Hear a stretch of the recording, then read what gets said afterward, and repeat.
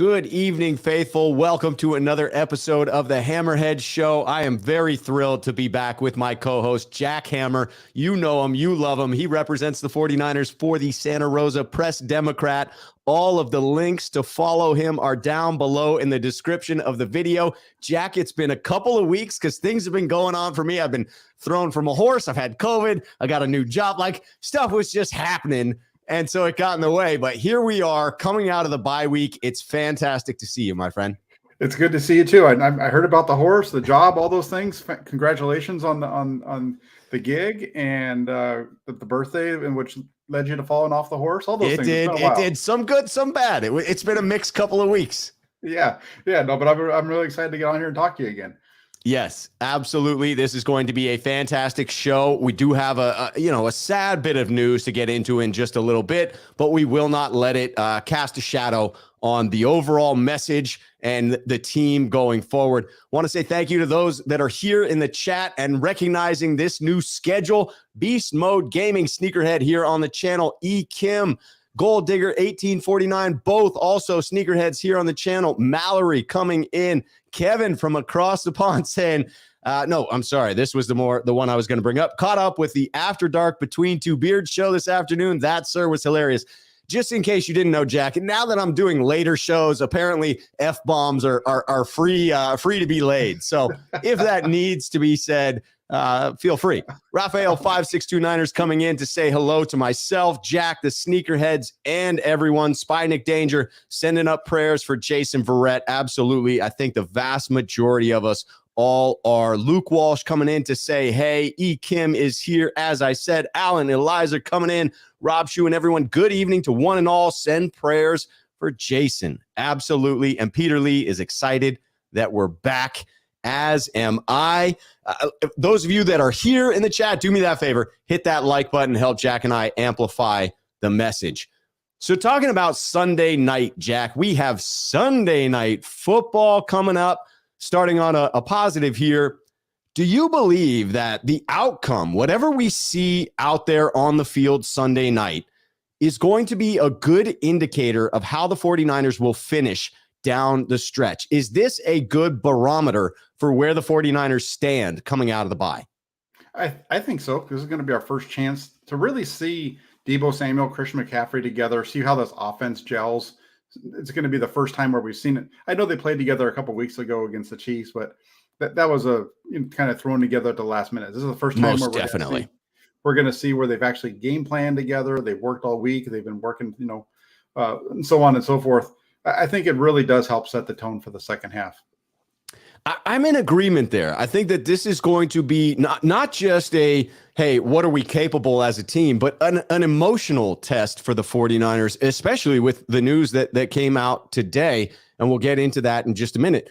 But do you believe that the Chargers are still an adequate test? They're clearly dealing with some significant injuries, have some critical guys on IR. J.C. Jackson is on IR. Obviously, the bigger bear, Joey Bosa, on IR. Got that left tackle, Slater, on IR. And it looks like they're going to be down both starting wide receivers on Sunday night. Does that present enough of a challenge for the 49ers that beating the Chargers tells us who the 49ers are coming out of that bye? Well, you go through all those things, and I've been seeing a lot of this week. The Chargers are 5-3. So the Chargers, regardless of all their issues and the things that they've been dealing with, they're finding ways to win.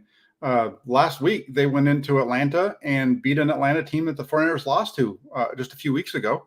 And so I really think this is one that should set the tone for the 49ers and tells us how good they are. Seattle, if you remember, Seattle played these guys earlier in the year down in Los Angeles and blew them out.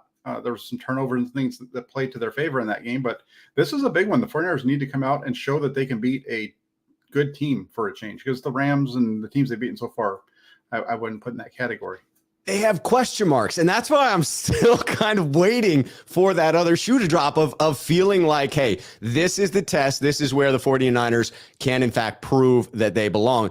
Gold Digger 1849, sneakerhead here on the channel, comes in to say he can't wait to see Deebo and McCaffrey line up in each other's position on the same play. So Do you believe, and this is something I wondered if we lost when we traded away Jeff Wilson Jr., with Christian McCaffrey coming in, they were able to put Jeff Wilson Jr. and Christian McCaffrey in the backfield. And Jeff Wilson Jr.'s blocking ability was such that he could be the lead blocker. He could serve as a more traditional fullback role.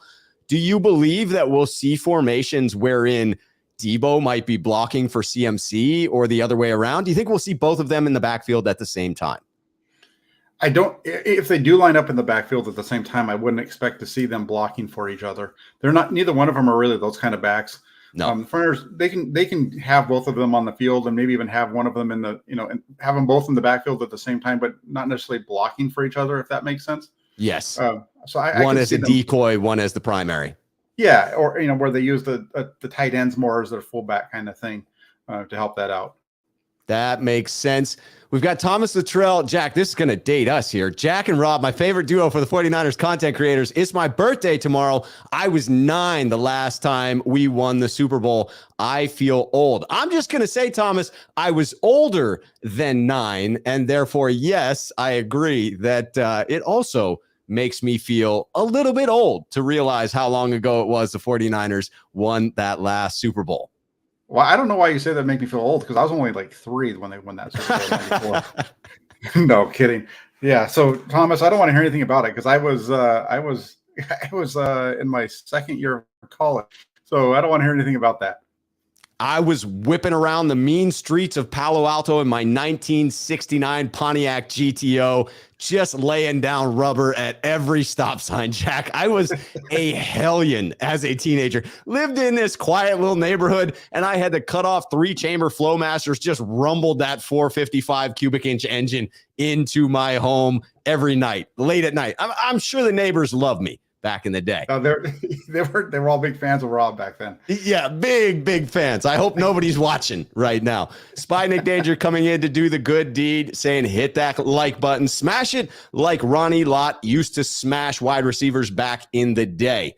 All right, so we're going to get into a little bit of a down topic here, but I want to approach it sort of from the human aspect, from the more positive side of it. And so at first, I just want to acknowledge that we're talking about Jason Verrett and the fact that in Wednesday's practice yesterday at the end, he did, in fact, tear his Achilles. So he will be out for the year. And this is the 4th major injury that Jason Verrett has suffered over the last 6 years. And it is devastating. Deebo Samuel talked about the effect and how the rest of the team did struggle to finish out the practice, because Jason Verrett is a very well-liked man within the locker room. And I want to read his message here, which I think gives some insight into why he's just that level of liked individual within the locker room. This was posted to his Instagram. This life shit be crazy sometimes, especially when it's out of your control. But one thing for sure, those who know me, I'm always stand in the paint and face this shit head first, chin up and chest out always. Some people won't understand your assignment, but at the same time, they wasn't given your work. I am who I am. Who I'm not, I'll never be. What's for me won't miss me as long as I'm staying true to me. Thiva, forever blessed. I just like the message in this of someone who has gone through what Jason Verrett has gone through to this point, to then turn right around and put out this message again, which to me feels unwavering. It sounds as if the same guy that came back, it sounds as though he is the same guy that came back from those 3 previous injuries.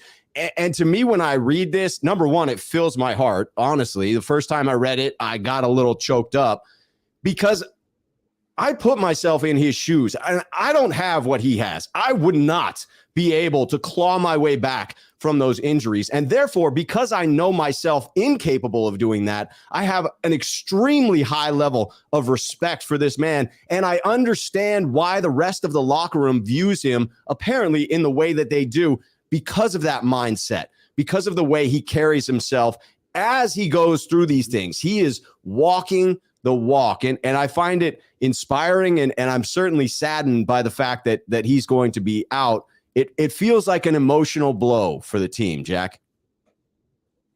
Yeah, it's definitely an emotional blow, and I agree with you. I mean, what he said here shows why he is so well liked and loved in the locker room by his teammates, and why they were so excited to see him come back and hoping for him to come back. And he's had a really rough go of it, and this is just it follows a really rough pattern for him. And man, I feel for him, for all the work that you put in to get to this point, and for him to be out for the season again. It's just a really, really rough one. But it does seem at least like he is in a good space mentally right now. It does. He still has that fight within him, and that's all you can ask for from someone at the state that he's at right now. I thought Matt Barrows said it effectively when he wrote, Jason Verrett's played in only 15 games since joining the 49ers in 2019, and he's had 3 season-ending injuries in that span. Yet he's among the most revered players in the locker room. It's a testament to his courage, how he carries himself, and how he interacts with younger players. Since he's been in the NFL, he suffered the torn left ACL in 2016, the torn left Achilles in 2018, the torn right ACL in 2021, and now the torn right Achilles in 2022. It's staggering to consider someone making it back from 2 of those injuries, let alone 3, but it's just crushing to watch someone go through it for a 4th time. And it does speak to how the human body reacts. And typically you have one of these major injuries and the body compensates in some way. And that throws your alignment off and oftentimes can lead to subsequent injuries, which is why people talk about the body breaking down. But I'm not entirely sure that we don't see Jason Verrett attempt to come back one more time. The language that I hear from him, the way he carries himself, he strikes me as someone who will attack this rehab yet again. Do you have any guess as to whether the 49ers would be willing to re-sign Jason Verrett on yet again a 1-year team-friendly deal? They've been, I was thinking about this before we got on, and, they've done a really good job of sticking by their guys, yes. Right? The guys, especially the guys that are really good team guys, they've done everything they can to stick by them. So I could see them doing something like that here with Jason Verrett if he wants to continue, giving him an opportunity to come back. The way that the rosters are now, especially with a guy like him, though, too, because he's a team leader. So this is a guy who, even if he's not on the field, it seems to me like is an asset to the team. Even if he's not out there physically doing it, he's helping them get better because of the knowledge that he brings and the way that he, I think, Matt Barrows mentioned it, you mentioned it, the way that people respond to him. And so he's kind of a coach on the field and somebody they look up to, and he's helping them get better. He really is. And my thoughts are mixed on this. Perhaps this is a very personal decision, and I'm not attempting to weigh in on it, but it will be one that Jason Verrett is considering, I'm sure.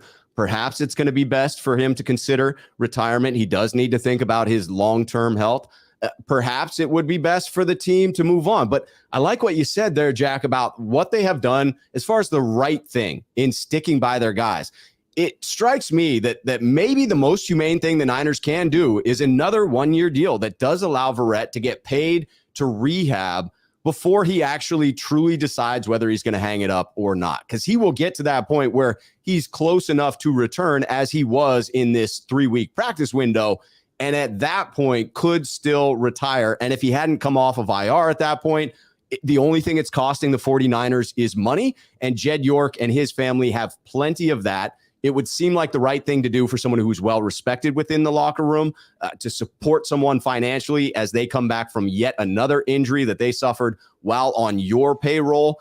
That does strike me as, I know fans will not get upset. They will get upset. They will think that, hey, we're wasting a roster spot. We are wasting cap dollars on Jason Verrett. To me, this would feel like a no-brainer in being supportive of someone who's gone through a hell of a lot on your squad and building that camaraderie within the team. Would that make sense to you to follow that approach? Yeah, it would make sense to me. He's not taking money off of your salary cap until he gets on your 53-man roster. Right. And so there's ways that you can work around it. They've shown that with what they did this year. An Achilles tear is different than an ACL in terms of the amount of time that it takes for you to come back from it. I'm not sure where his body is and its ability to recoup, but from where he is now, he could possibly even be ready to come back and participate in training camp. I'm trying to think back to like when Michael Crabtree tore his ACL. Right. At what point in time that was, and then when did he come back? I don't think or not his ACL, excuse me, but his Achilles. And he was back within a year. It took him longer to return to form, but he was back relatively quickly, if I remember correctly. If I remember the timeline, the torn Achilles for him occurred in the off season, and then he came back, during the season. I'd have to go back and double check that, but I assume, we're halfway through now. There's a long ways to go before you get to July. I would think there might even be a possibility for him in 9 months to be recouped enough to be able to start training camp. Absolutely. And again, it just feels like maybe the right thing to do. I do want to touch on this injury trend, because I know that you posted about this today, and I know you have opinions on it, and I'd like to get those. I do want to get a couple of comments in here. Alan, Sneakerhead here on the channel, saying, Rob Schuh, my birthday was yesterday. Alan, happy belated birthday. Absolutely. Hope that you had a fantastic day. Hope that you did something filled with self-care. I hope you did something that made Alan a happier person, because that's what you should be doing on a regular basis, but at least at a bare minimum on your birthday. Let's see. Gold-blooded is teasing the next topic. He says, okay, with Jason Verrett done, what's the lineup in that secondary now? Who's going to take that cornerback and slot positions for the remainder of the season? Gold-blooded, you are clued into our next two topics, where we will be talking about the replacement strategy at outside corner and getting the best 11 defenders on the field. So we will get into that in just a moment. Totally agree with Jason Walsh's sentiment here. It is a real heartbreaker. It does. It literally tears at my heartstrings. So talking about the injuries, is this injury trend unique to the 49ers in your belief? Is there something going on in the building? It spanned two strength and conditioning staffs over this past decade. It seems like there's something that's going on. And Kyle Shanahan even mentioned this during training camp, where they were, because of the way that their schedule was, they would have hard days and then they'd have a couple of days off and then they'd come back. And it seemed like every time they came back, that first day back from the days off, somebody was going down with a soft tissue injury. Well, they go, we're dealing with injuries throughout the season already, but you go out on for your bye week, you back the first practice, you have Samson Ebukam injure his quad. And the second practice, you have Jason Verrett with the Achilles tear. So there's something that they're doing that needs to be figured out. They need to address this some way, because it's an interesting trend. This is a little bit different than some of the things in the past that I've seen them deal with. Just the fact that it's constantly first day back that they're having these injuries. Because even today, yet the one yesterday for Verrett was the first day back because they had Tuesday off. That is strange. I mean, you could start to question the ramp up period, because so many of these are soft tissue injuries. And even the Achilles, although it is a tendon, I believe, I'm not a medical doctor, let me preface it by saying that, but I believe is oftentimes caused by tightness in other muscles, causing additional unneeded strain on that tendon. And then it just becomes the weak point. And so you are looking at consistently these soft tissue injuries coming up for the 49ers. Kyle Shanahan acknowledging it himself, it being a pattern of coming after the rest days, which feels particularly weird in some respects. But then you go into, when I go out with my trainer, I'm in nothing near football shape, but I stretch, right? I'm spending a significant amount of time making sure that I'm not going to tweak something going in there. So I don't know whether it is a need for additional yoga classes in Santa Clara or what's going on, but I'm with you, Jack, that this feels like a situation we have to continue to monitor. As much as I want to write it off and say this is football, injuries happen, this feels like a trend. Kyle Shanahan has acknowledged it. I'm not sure that replacing the strength and conditioning coaches again is going to be the answer, but it does feel like something needs to change or nothing will change. Yeah, something needs to change, and I can't really speak to it exactly because they don't see the stretching portion of practice. By the time they let us out there, they're getting into what I would call more of like a dynamic stretch, which is where they're moving and doing their stretches and those types of things. So I don't know. There's something around it that's really causing issues, and I know it's NFL wide, but it just seems like it's more here in San Francisco than it is anywhere else. It is, and it's true, as E. Kim points out, that this injury trend didn't happen under Harbaugh. It started towards the end of the Harbaugh tenure, but it was a lot of players that were drafted underneath Harbaugh that certainly contributed to that early just run of injuries that we had that started everybody talking about this issue, but it's still here. We got another birthday to celebrate all the way back in July. Darren, my birthday was in July. Happy belated birthday, Darren. Absolutely. Let's get in any June birthdays. Can we get June birthdays in here? I'm kidding. Sean 9519ers with the comment, Rob. Dante Whitner said they didn't have injuries with Harbaugh because they practice extremely hard and more than they do now. Too many walkthroughs and no contact. Body is not trained for 60 minutes. There's a lot of football folks that talk about this. Harbaugh talked about building the football callus, the tackling callus. Do you think there's something to that? It seems counterintuitive in one respect. The more physical you are, it would seem like there would be greater injuries because you're bashing your body against another human body at rates of speed that you shouldn't be. But is there potentially something to this? I think there is something to it, and we've talked about this, I think, in the past. But I think that you go back and you didn't have this volume of injuries back in the days when they were having 2-a-day practices. Back in the days of Bill Walsh in Rockland and in training camp, you didn't have these issues throughout the season. And I know Coach Walsh was known for having lighter practices through the season, but I think with Walsh, even they were very intense practices early on during training camp, and then they leveled off once the season started. But they built up that stamina early on, and then they weaned off of that. And the same thing with Jim Harbaugh to an extent, were very physical. I wasn't there, but from everything I hear and talking with folks that were, those were very physical practices. And then once the season started, there was still some physicality, but it let up a little bit through those as well. So I definitely think there's a piece to that. I think Brent Jones talked about it a couple of weeks back as well. Your body's just not used to falling and twisting and turning in different directions.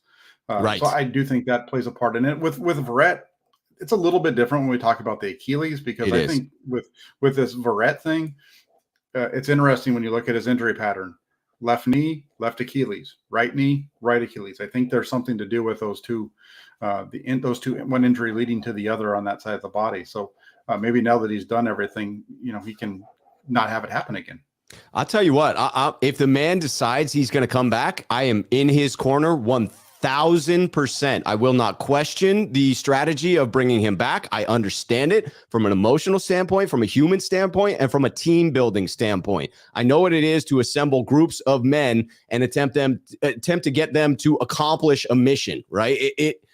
You need to motivate, and sometimes it's about the heartstrings. It's about pulling those. This story, with the way in which Jason Verrett is liked, with his perseverance in pushing through it, if he decides to come back, I think that the Niners have to be in full support of that.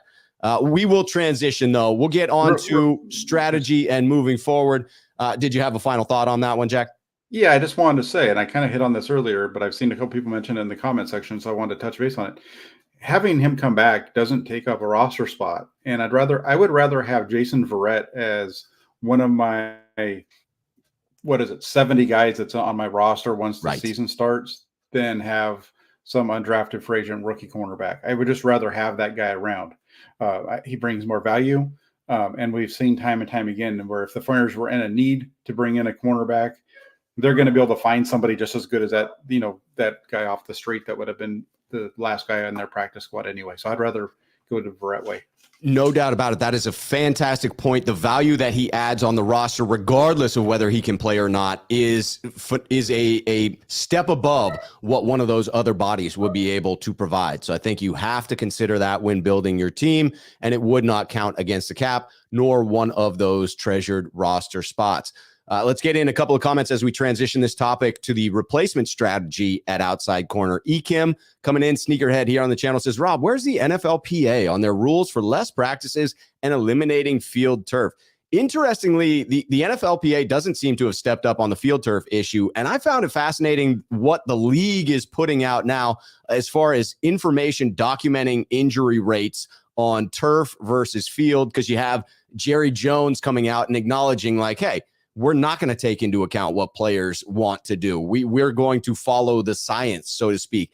I believe the science points towards fields, grass being significantly healthier although this document that did come out, again, points in a different direction, the NFLPA does need to take a stand if it's important to them. When they do those collective bargaining agreements, they have a couple of choices as to sticking issues. And if they decide it is practices or fields and they collectively bargain that, then they can absolutely get the owners to cave. The owners want the product to stay on the field, even if it costs them a little bit more money. The thing here, though, is that the owners hold all of the cards, and they That's do. true. This goes back to if you just need to go through, and if the Players Association decided that they were going to take a hard line stance on this, then you're starting to look at a situation where there'd probably have to be a strike in order to make it work. And I can guarantee you that pretty much everybody that's arguing for the players here would be complaining about the players holding out or striking as a result of this down the road if it was meaning that they weren't going to be able to watch their football on Sunday. That's an unfortunate fact, I believe. I think you are spot on in saying that we want to support the players until it gets in the way of us watching football. And then a lot of us fall in line with the owners, unfortunately, because we don't want our football disrupted. And that is unfortunate. Let's get into that next topic about the replacement strategy at outside corner. Do you think the 49ers use a single defender like Diamador Lenore outside, or do you expect a rotation going forward? Yeah, so this is one of the interesting things because, I don't think we're going to see anything different. The Jason Verrett injury doesn't change anything about the 49ers defense because he hasn't played a snap. So right. I think you just go right back. I think you can just go right back to where you were. You have Diamador Lenore as your starter on the outside. The only question that I have is what you do with Jimmy Ward in the safety position, but I think you would probably still have Jimmy Ward playing in the slot. But just stick with the outside. It's going to be Diamador Lenore and Ambry Thomas are the two guys that have been out there that we've seen already. Against the Rams, we saw Diamador Lenore start, and then there was one point where they got frustrated with Jimmy Ward, pulled him out, and then when Lenore moved, they put Thomas out at corner for about 2 or 3 plays against the Rams. What are your observations of Diamador Lenore and Ambry Thomas over the last couple of games? How have you felt they've each played while they're out there? Well, Diamador Lenore is much better than Ambry Thomas. He's been fine. You go back to the game against the Chiefs, which is the one where they really got burned. Well, that wasn't really Diamador Lenore. That was mostly Jimmy Ward and Charvarius Ward. They were the two that really took the brunt of that.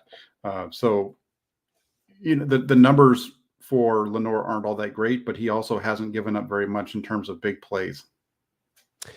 That's always positive to keep the big plays in front of you. That is sound defense, and that allows other players to step up at different points in the game because you haven't allowed that home run ball. Let's transition to that natural next part of this topic about getting the best 11 defenders on the field. Clearly, the Niners are trying to work Jimmy Ward back in somehow strategically, getting him out there at nickel. What is your observation of Jimmy Ward, his willingness to play in the nickel position and how he's looked so far, acknowledging Tommy Huxley doesn't believe he's looked great to this point? I think that the 49ers best 11 would probably be to take Jimmy Ward off of the field if he's going to be a nickel guy and have Diamador Lenore slide inside and be the nickel and have Thomas play outside corner in those situations. That's really tough because I don't like having Ambry Thomas out there. That's where Jason Verrett helps you with that.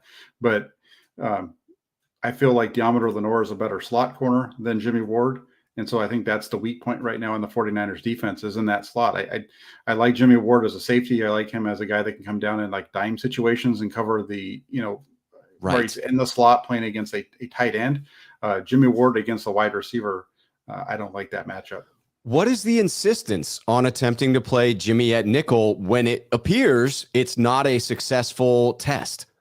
I think it goes back to what your topic is right here. The best 11. He is one of your best 11, but he's not one of your best 11 at that spot, if that makes sense. And the guys that are running it, and the guys that are behind, in the safety position, Tayshaun Gibson and Talanoa Hufanga, they're playing better than Jimmy Ward and Jaqualski Tart last year. They're playing better safety Wow. than the 49ers had last year.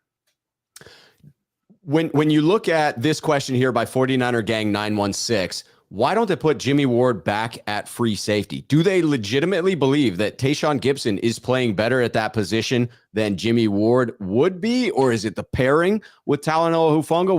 What's your take on why they wouldn't just slide him back into the original position where he does seem to excel? I think it's because of the play that they're getting out there. I think that Gibson and Hufanga are playing at a very high level. So I just there's no reason. I mean, Jimmy Ward's a good safety. Don't get me wrong. Yes. Jimmy Ward's not a playmaker at safety, though. Right now, they have two guys that are playing safety that are playmakers that aren't letting guys get behind them. That's interesting, Jack. That's the difference. You can't fault that. Do you think, as obviously he's not a playmaker to begin with. I will concede that point. Obviously, throw a cast on the man's hand, and it's going to be less so. As he recovers from that injury, would you expect him to at some point be put back in at the free safety spot? Or do you think it's possible that we go the rest, barring injury, with Tayshaun Gibson back there? I think it's going to be really interesting to see how this plays out, because I could see a scenario where they just keep rolling with what they did in the first half. It worked out well. 6 of the 8 games that they played, they held opposing offenses to 200 yards passing or less. That's, if you take out the game against Kansas City blows their numbers up, but in the other 7 games, they have given up an average of 5.3 yards per pass attempt, which is, we're talking about top 3 in the league. I know we're not, it's different when you're playing against Patrick Mahomes and maybe even this week against Justin Herbert, but still, that's top level defense in the NFL. It is top level defense in the NFL. I'm liking the back and forth in the chat. I always enjoy respectful back and forth dialogue. Wanda Brown coming in. No way Gibson is better than Ward. You guys are nuts. Ian Sharp coming back in to say Gibson and Hufanga play well together. I do think that's the contrast, is to say, all right, Ward isn't a playmaker, right? He's not going to be forcing significant turnovers, not going to be getting those interceptions. And Gibson has had some success so far and playing well with Hufanga. And then Wanda Brown coming back in to say, yeah, but Gibson is not better than Jimmy Ward. I think both of those things can be true at the same time. That I would argue Jimmy Ward is a better player than Tayshaun Gibson. And right now with that pairing, they have been able to force more turnovers. My only problem is I want to see Jimmy Ward back there, and we haven't gotten that because of the injury. And I don't think we'll get that chance for a couple more weeks. Yeah, probably not. I don't know. This is an interesting one, because I'm all over the board on Jimmy Ward. I like him as a player. I think he's a good safety. He does a good job of keeping everything in front of him. But he just doesn't take the ball away. He doesn't make, when he has opportunities, he doesn't catch it. And he had, for the most part, he had 3 interceptions last year. All 3 of them came against the Rams, 2 of them in one game, and then 1 in the NFC Championship game. But other than that, he just doesn't get turnovers. And that's a big piece of what the 49ers need on their defensive side. And the 2 guys that they have back there right now have done a better job of it. And they're not missing anything in terms of pass coverage and tackling, for the most part back there from those guys. So I'm not sure. Jimmy Ward, I think his biggest value for this team was his ability to be a guy that could be a single high safety and then come down into the box, and as a safety, cover your tight end and running back out of the, in man coverage, and be able to mix and match and those kind of things. But, right now, I don't know. I know he was a top level guy last year. It's an interesting one. I think Ward's are really there, but I don't know if he's as good as everybody wants to make. It is. I mean, he's the most tenured player on the defense. It's easy for the fan base to want to get behind him. It will be fascinating to see how this plays out the rest of the season. I think that's going to give us the greatest insight as to how the 49ers feel about Jimmy Ward. And you do have to take into account that it is another contract year for Jimmy, so that can factor into it depending on where the Niners are. But if they're on the precipice of making or falling out of the playoffs, they will be doing everything within their power to win every single game. And at that point, you'll be able to interpret their moves with Jimmy Ward without taking into account the contract situation. If they fall out of the playoff race, then it changes the conversation because they're looking towards next year. I will say, before we move on from the best 11 on the field, Tommy Huxley hits it on the head here. We need Armstead. That would be the biggest difference maker in my mind of who can come back. Jason Walsh agrees emphatically. Yup. I agree. Yeah, so a couple last questions here. When you look at the slot, at the nickel position, how do you compare Lenoir and Samuel Womack? It felt like the rug just got swept out from underneath Samuel Womack, and then we haven't talked about him since. Is there a chance that in this rotation, he finds his way back into that nickel position? Possibly. I think that the thing with Womack, I think there was a couple of blown coverages in those first couple of games that don't show up right to the naked eye right away because they weren't in man coverage. They're more zone coverage busts with them. And I think that might be part of why they made the switch to Lenoir instead. He's a really good man cover guy getting back to Womack, but in terms of zone, I talked about that a lot prior to the season, watching him on film in college. You didn't see him really play a lot of zone in college. And so going to the NFL and having to learn zone, which is part of what you have to do when you're playing in the slot in the 49ers, it's a big difference. And I think he struggled with that. That makes sense and would make sense as to why the vast majority of us did not see those blown coverages when you're talking about them being in zone. You do have to look a little more carefully and understand the scheme in order to see that. That's why I watch film with you, Jack, and not without you. Kevin coming in says, Rob, I'm still rooting for you to recruit Ndamukong Suh from the Portland supermarket. That makes two of us, Kevin. I got my eyes out. I walk over. Whole Foods is just 2 blocks away. I've seen the dude there twice. If I see him there now, you can rest assured I am not going to honor the 6-foot distance in between us. I may get knocked the F out. I mean, no surprise there. The man is huge, but I am going to encourage him to consider the Niners, because I do feel like we need a little bit of support on the interior.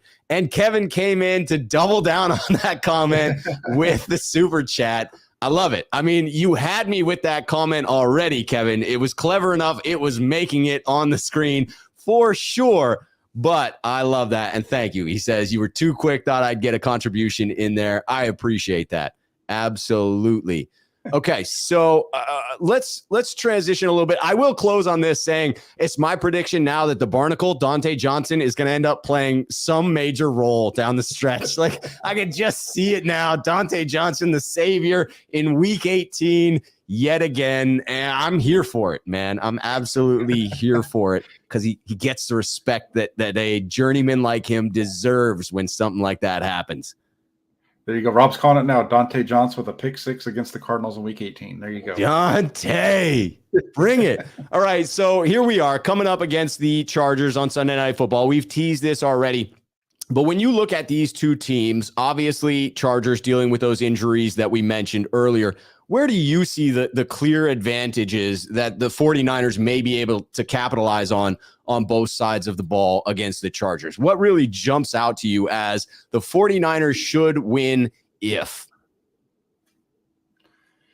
The 49ers should win if they run the ball the way that they're capable of and they hold on to the football, because the Chargers' run defense isn't very good.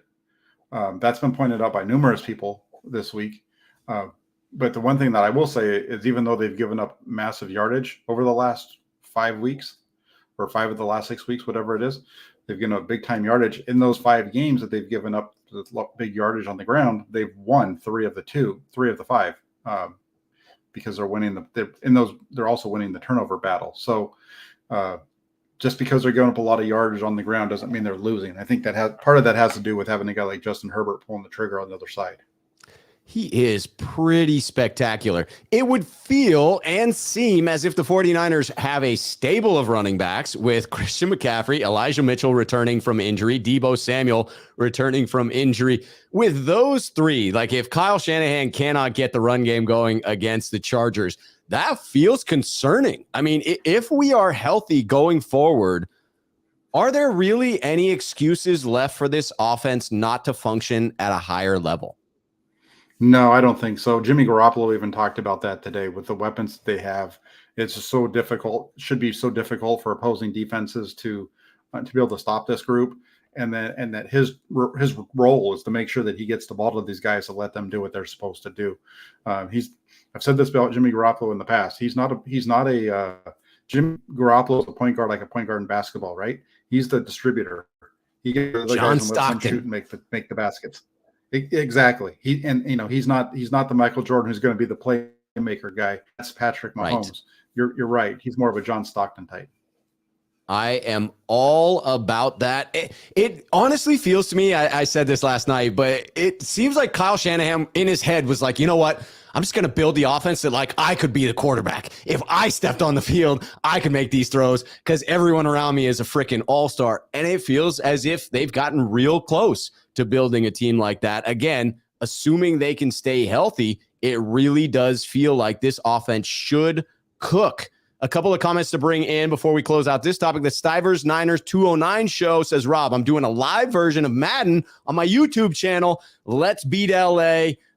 Something about Jack Hammer as well. So, yes, I love that. I support that. Any games wherein you are beating the crap out of the Chargers, real or virtual, are greatly appreciated. Tommy Huxley with the super chat says, where's my birthday present? November 3rd. Hey, we're only a week late here, Tommy. Happy MFing birthday, buddy. He says, run the ball Sunday. Mitchell was getting 6 yards a carry. We're talking about that. Jack says it. If they are able to run the ball, the 49ers should win that game. And look at this. Tommy came back in to say, you forgot my super chat. I didn't. I just got to your super chat. I was admittedly a couple minutes after you had put it in, but that's the way it rolls.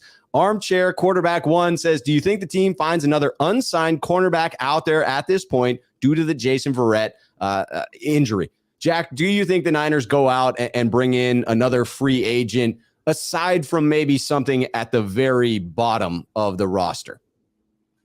I do think that there's a possibility of them going out and signing a cornerback off of the free agent market, not necessarily bringing him in to be the starter, but for depth purposes, because they have extra spots on their roster right now. I think they have 4 openings right now with the Verrett going down. So I could see them signing another corner to bring him in. And there should be 3 promotions, now just 2 promotions this week, right? McKivitz and Aziz potentially getting promoted on Saturday. Would that make sense? Well, they've already been brought back, right? So I think yes, those would be correct. You're right. They would be actually back onto the active roster. Yes. Right. Actually make that a formal process. All right, so let's get back to matching up against the Chargers here and talk about the other side of the ball, Justin Herbert. Do you think that Justin Herbert is going to be able to take advantage of our depleted secondary, who we've been working with now for several weeks, even with the fact that he's down his top 2 wide receivers, or does that balance the playing field?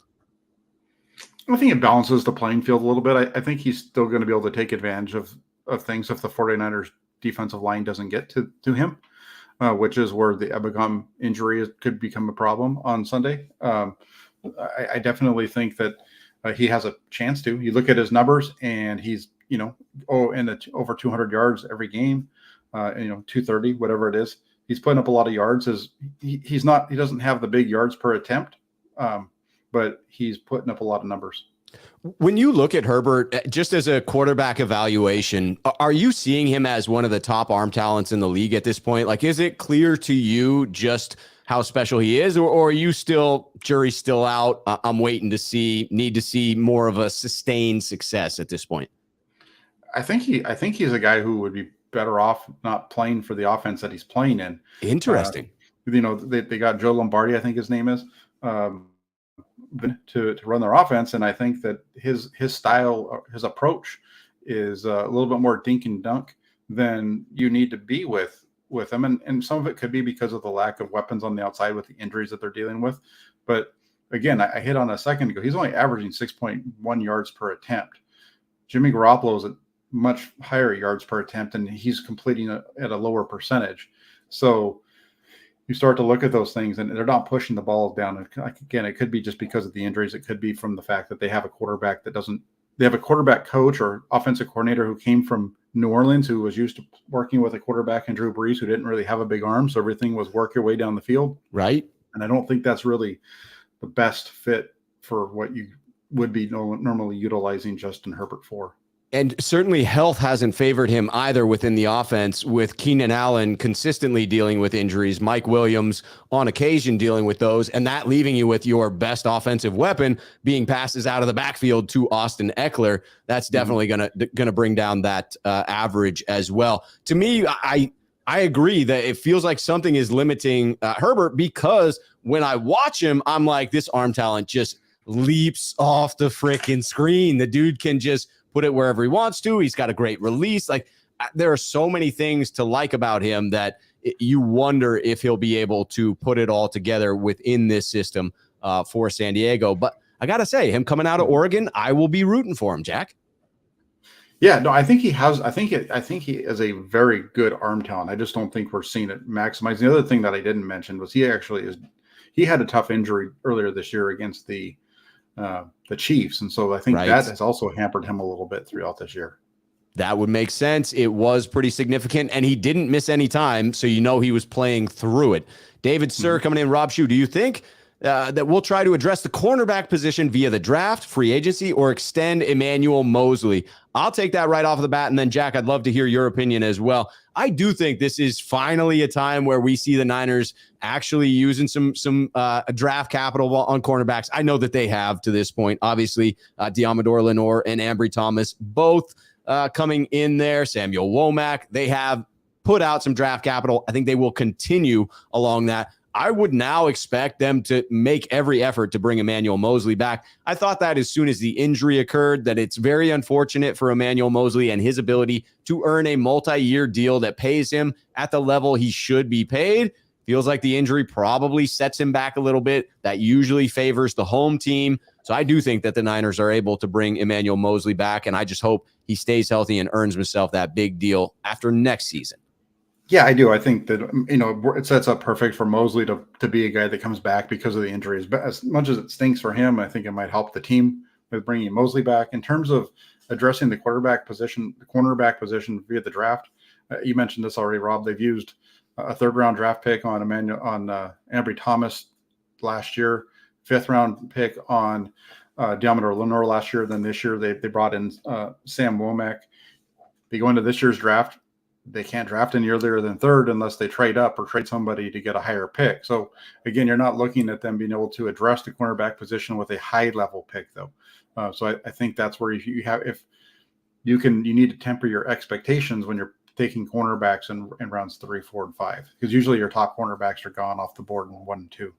Yeah, the odds of being able to draft someone in the third round that can step in right away and start at outside cornerback seem slim to me. You need to get exceedingly lucky at that point that you picked up on somebody that others missed. And I'm just not sure that I count on the 49ers luck when it comes to drafting those cornerbacks. All right, so I will say that one of the obvious things the Niners will need to do on Sunday night is have a plan for Austin Eckler. The question of whether they can or cannot stop him is sort of different, because I view this as a player much like Cooper Kupp, where you come in and he's going to get fed the ball. He is the focus of the offense, and yet he's still going to eat. If you're a fantasy manager of a team and you have Eckler on your team, you're absolutely starting him because he is going to get force-fed in this game. Do you believe that this defense can stop him? And will they attempt to, or do you just allow Eckler to be that one guy that runs crazy and say, we're going to lock down everyone else and force them to try and use Eckler to beat us? Let me throw that question back at you real quick. Do you think that Austin Eckler is better than Christian McCaffrey?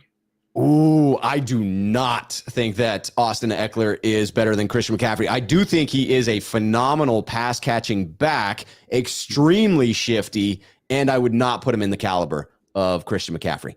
And the reason I throw that back at you is because it's kind of a situation that we saw them in Carolina against, right? They did a pretty good job with, you could tell that McCaffrey was the best player on the offense for the Panthers. He's going to get he's going to get, that Same thing with Cooper Kupp down in Los Angeles. He's going to get his, but it's so many other guys around there. You just need to kind of limit him and not let him be the home run hitter guy and make them work their way down the field. And if you force them to take little chunks, eventually you're going to start to get stops like what we saw against the Rams both times they played them. I think that's kind of the way you go about doing this week with Eckler. So it's not a true like, hey, we're going to blanket Eckler and completely shut him down. It is more an acknowledgement of we're going to keep Eckler in front of us and make sure that he doesn't have the home run ball and then have enough defenders to adequately defend everyone else. Therefore, the offense will not be completely efficient with just the one player, much like we saw against Carolina. Fair summation, poorly worded right there, Jack? No, that's a really good one. I think that's really what it is. You let him. I mean, you're going to focus on him because he is their best offensive player, but you can't focus to the point where you allow, I don't know, Sony Michel to all of a sudden beat you, or I'm just trying to figure out one of these, whoever, I don't even know who plays wide receiver for him anymore, but let one of these other guys bust out because you're so focused on Austin Eckler. Yes, Jack, I couldn't tell you off the top of my head who's going to be starting a wide receiver for them either. So do not feel badly about that, sir. Yeah, to me, it feels like Eckler is the focus. And as long as he doesn't have one of those, I don't know, triple crown kind of days that Christian McCaffrey had, I think we'll be okay. Yeah. Okay. So I pulled it up. I'm looking at it. So it's Austin Eckler. He's got 60 catches. The next closest guy that's going to be active, Josh Palmer, whoever that is. 34 catches, 10.2 yards. Gerald Everett, pretty good tight end. Yes, good tight end. 10.7. He's at 32. So, definitely you focus on Eckler, but you need to keep him in front of you, rally up, and don't let him get behind you and make a big play. I am with you on that. We cannot see Eckler in the end zone multiple times on Sunday. All right, this is a looking forward segment to close us out here, Jack, before we talk just a little bit about our predictions as to whether the 49ers win or lose on Sunday nights. I have a feeling which direction I'm going to be going there. But let's talk about the second half of the season, because the Niners have this fortunately timed bye week that has allowed them to get healthy at many positions. Only one that really lingers for me is that interior D-line with Javon Kinlaw needing to miss another week because of IR rules and still being uncertain, in my opinion, whether he'll be back after that. And a new report on Eric Armstead that lists the fracture along with the plantar fasciitis that he's going through at this time. In your opinion, Jack, when you look at what we saw to start this year, people talking about this defense being the 85 Bears, I maybe said something similar to that myself. When you look at them hitting all of those injuries at that time, coming up against Kansas City, which felt like a buzzsaw, what is your opinion of this defensive unit? And will this defense prove to be elite by the end of this year? What's your prediction on that? Wow, that's a good one. I don't this is where they start to show if they can be, right? I have my doubts about it. I talked about them being maybe overrated after that Kansas City game, talked about some of the things that we've seen them do. This is the point now in the second half of the season where they're going to prove what they are. If they can come up and they can make stops and they can do consistently what they did in the second half against the Rams, then that totally changes the narrative from what I said and that they are a top team. I believe that the loss of Verrett really hurts my confidence in that because I did have faith that he was going to step back in. I realized that faith was misplaced until we saw him out on the field. But again, I just choose to go into it with a glass half full mentality, and it keeps me a healthier, happier, more sane version of myself. I don't think everyone would want to see if I went to the negative side and played that out. Maybe I'll have to do 1 week where I go negative, Jack. Just freak everybody out for a little bit. So I do think that this defense will prove to be elite, not 85 Bears level elite. That was lost when E-Man went down and Jason Verrett then went down right after that. So that's tough. That absolutely hurts this defense, but I still stand by my original prediction that this defense can and will be a top 3 unit by the end of the season. Do you think that the Niners can make a strong run these last 9 games, regardless of how the defense looks, whether the offense comes together? Do you think they will, at the end of the season, is your prediction that we will look back and say, man, they really turned it on coming out of the break? Or do you have your doubts about their ability to make a run? I think they have the ability to make a run. I wouldn't be surprised to see them go 7-2, 8-1 in the second half. When you look at the teams that they have in front of them, Dolphins are most likely the toughest. Seattle up in Seattle on a short week on a Thursday night. This game here on Sunday night, those are probably the three toughest, and maybe even Tampa Bay a little bit. So I don't know. I could see them going 7-2 though over the second stretch. I can too. That was the original prediction that I had for the second half of the season. Now, that was back when I was viewing that as Trey Lance as the starter, and my reasoning was then Trey Lance progressing as a quarterback. And obviously, Jimmy Garoppolo has progressed a little bit since coming back as well. So it's not to say that someone who didn't get the opportunity in preseason to practice alongside his teammates didn't need some acclimation period. But I feel that it's pretty clear to us who Jimmy Garoppolo is at this point. Now I believe the rest of the team has to step up. In particular, that defense has to continue to be one of those top units in the league. When you look at the 49ers being behind Seattle at this point, I believe a game and a half, right? Seattle's got one fewer loss and two more wins than the 49ers. Now we have them coming up, still remaining on the schedule, as you pointed out, in a Thursday night game. What is your sense? What does your predictive sense tell you about whether or not the 49ers will be able to overtake Seattle? Do you think Seattle will continue to show out as they have to the halfway point of the season, or will they have a collapse more along the lines of the Arizona Cardinals in years past? Are they real, and can the 49ers overcome them? I don't see them being a team that's going to fall apart like the Cardinals. They do have some tough games ahead of them as well. They do have to go play Kansas City. They're out in Germany to play the Bucs this weekend. So there's some tough games ahead of them. For me, I think it comes down to the 49ers and Seahawks on December 15th, and the team that wins that game wins the NFC West.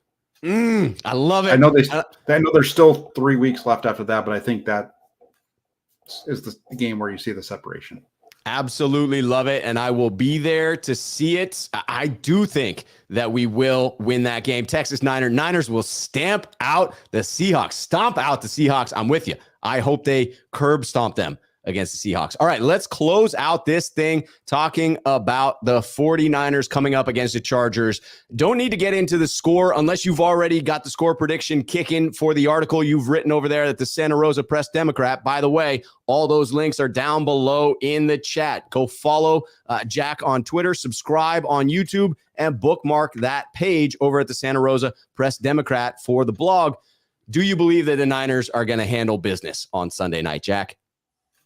I do. I feel like they're going to be. I think that they should win this game on Sunday night. If I was making a prediction, it would be with the 49ers winning.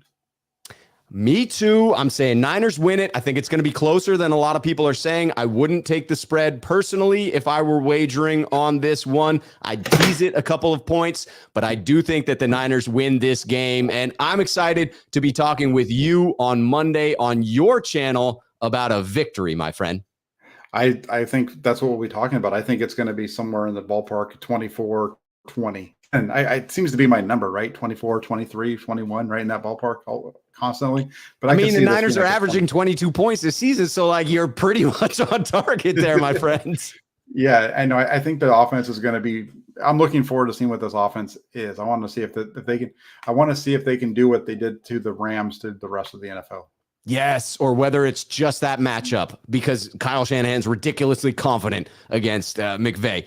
I am looking forward to that as well. It feels like ages since you and I have gotten together. It feels like ages since we've had 49er football, and now you and I have had a show, and the Niners are playing on Sunday night, so it is all good vibes, Jack. Thank you so much for being here. I look forward to being on your channel on Monday. Thank you so much for working with the new schedule. Thank you to everyone who is here. Smash that like button before you head out, and then go down to the description of the video. Find those links for Jack. Jack, thank you so much for being here, my friend.